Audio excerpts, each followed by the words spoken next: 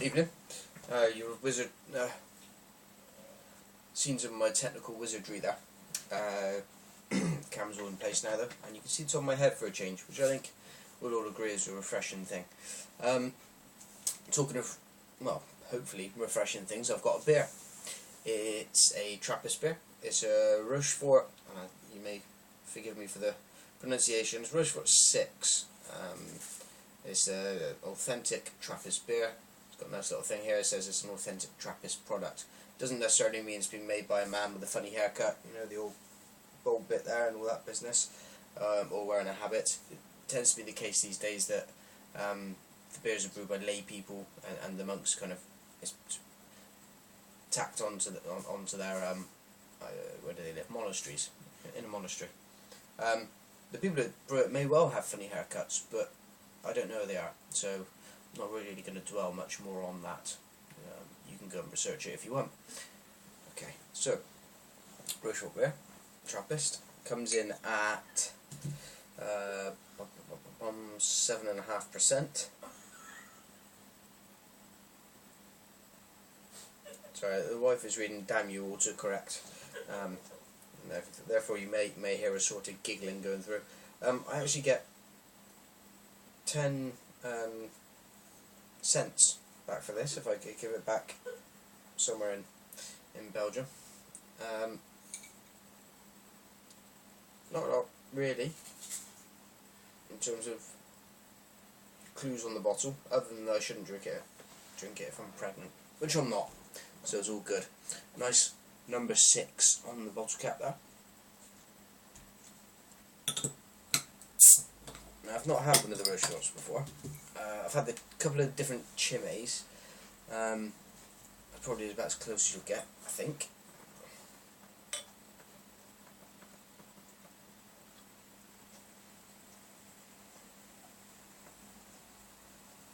Well, you can really hear the fizz going on in the pour there. Leave a bit there for a second. It's dark. Off-white, tan head. The head's a mixture of quite large bubbles, and they're dissipating quite quickly, and you're left with quite a lot of small ones. So it may have just been off the pour. What I'm not going to do today, so I've drawn some criticism for it. I'm not going to put my finger in. I'm not going to do it. I'll put my mouth in it in a minute. Always good advice. Okay, I'm going to have a sniff, see what we think.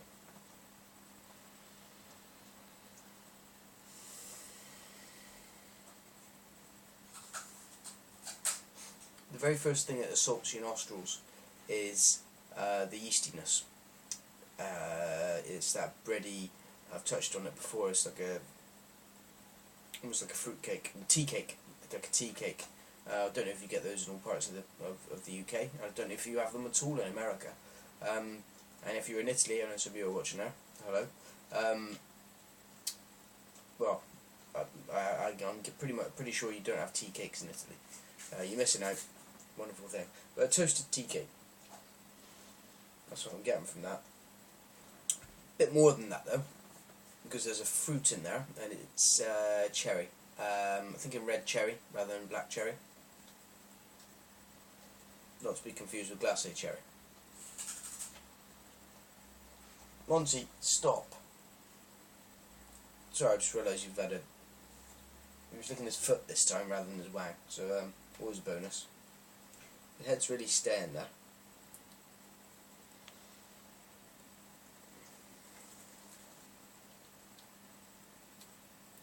Possibly a touch of raisin. Raisin maybe.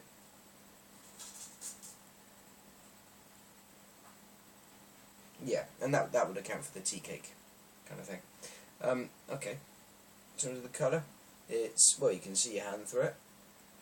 Waggle waggle. So it's not as dark as the Chimay Blue that I did. Quite tempted to get into this, to be honest. Cheers.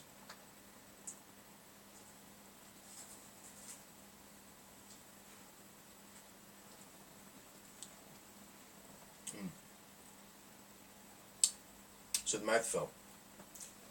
comes in, carbonation puffs your mouth out almost, which is nice. I like that sometimes with these style of beers because it means that it works it around your mouth quite quickly. And for me, and I don't know, I'm sure everyone's different, but for me, picking up some of those kind of slightly bittersweet fruit flavours that you get works well down here on the sides for me.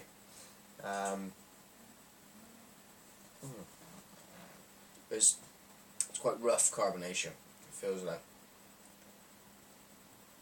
I'm looking at that, all very small bubbles but lots of them.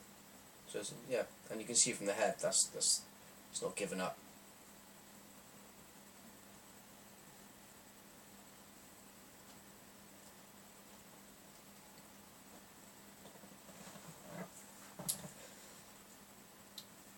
You do get the alcohol burn from this, almost spirity alcohol burn.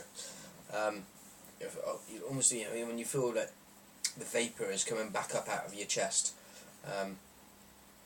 It's not desperately unpleasant. If it's a sensation you don't like, many people don't. Obviously, you should avoid this, but you wouldn't want it all night. And at this kind of ABV, if you're going to try and tuck away 7.5% beer all night, then you're a more foolish man than I am.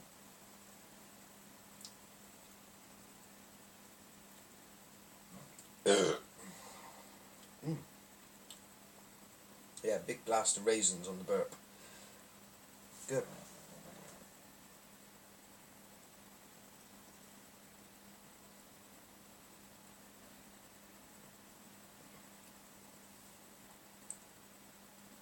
It's actually, for a beer of this colour, it's remarkably refreshing. I would expect it to be far heavier, a bit stickier. It's not. It's very refreshing, and I don't mean refreshing like an IPA or a golden ale. It's got that lovely refreshing quality that the continental beers do have. Good continental beers. There's lots of bad ones too.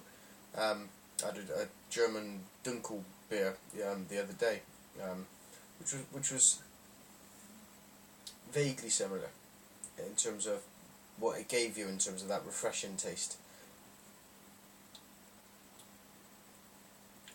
What you are left with at the end is possibly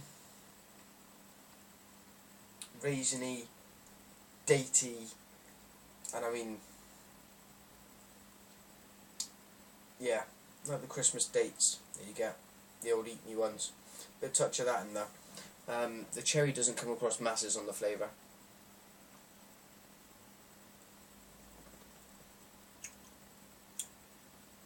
And the burn of the alcohol. For me, this is okay. I think I prefer the Chimay, to be honest, but the Chimay Blue that was. Good try Trappist monks. But I think I prefer the other kind of monk, if I'm honest. A rating. Oh, where would I have this? Where would I have this? I think if I was on if I was on holiday in Belgium, or I'm guessing it is Belgium, isn't it? Then I'd have some of this. Is it Belgium? Yeah, I think so. You should probably check. Wherever it is, somewhere in Northern Europe. I wouldn't go if somebody showed me and went to a pub and somebody said they've got this in bottles behind the bar. Do you want one? I'd probably go, yeah, get me a pale ale. Not my favourite style in the first place, so there's no reason I would automatically gravitate towards it. But saying that, it's not my favourite one of these in this style so far, so go relative that way. I've got the 10 to try. The Real Ale Guide has kindly done a little beer trade with me, so I've got the 10 to give a go. I'm hoping for big things from that. Massive ABV on that. Anyway, rating, I'm going to go with a 7. There you go. Excuse me. Take care. Cheers.